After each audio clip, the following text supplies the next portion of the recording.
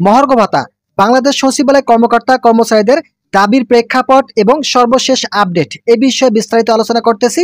আপনাদেরকে ভিডিওটি প্রথম থেকে শেষ পর্যন্ত দেখার জন্য অনুরোধ রইল।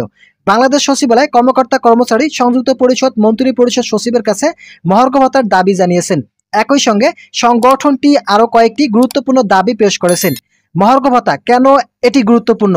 বর্তমান অর্থনৈতিক পরিস্থিতি ও ক্রমবর্ধমান মুদ্রাস্ফীতির কারণে সরকারি চাকরিজীবীদের জীবনযাত্রার ব্যয় উল্লেখযোগ্যভাবে বেড়েছে। এ কারণে সচিবালয় কর্মকর্তা কর্মচারীরা অতিরিক্ত আর্থিক সহায়তা বা মহার্ঘ ভাতার জন্য জোরালো দাবি জানাচ্ছেন। সংগঠনের পক্ষ থেকে দাবি ও আলোচনার মূল বিষয়বস্তু মঙ্গলবার 11 মার্চ সংবাদ মাধ্যমে পাঠানো এক বিজ্ঞপ্তিতে জানানো হয়, বাংলাদেশ সচিবালয় কর্মকর্তা কর্মচারী সংযুক্ত পরিষদের নেতারা মন্ত্রী পরিষদ সচিবের সঙ্গে বৈঠক করেছেন এবং কিছু গুরুত্বপূর্ণ দাবি বিষয়ে আলোচনা করেছেন।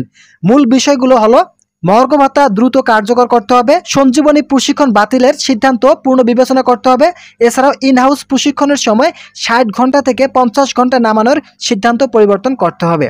সচিবালয় কর্মকর্তা কর্মচারীরা যখন মহার্ঘ ভাতা ঘোষণার অপেক্ষায় অধীর আগ্রহে দিন কাটাচ্ছিলেন, ঠিক তখন প্রশিক্ষণ সংক্রান্ত এসব পরবর্তীতে হতাশা ও ক্ষোভ সৃষ্টি করেছে বলে দাবি করেছেন সংগঠনটি।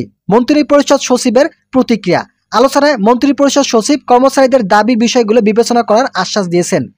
বিশেষ করে মহার্ঘ ভাতা প্রসঙ্গে তিনি জানান, বাংলাদেশ মুদ্রাস্ফীতির হার বর্তমানে প্রায় স্থিতিশীল হওয়ার পথে, তাই 2025 সালের মে অথবা জুন মাসের মধ্যে এ বিষয়ে একটা আনুষ্ঠানিক ঘোষণা আসতে পারে। মূলত মে অথবা জুন মাসের মধ্যেই মহার্ঘ ভাতা কার্যকর হতে পারে।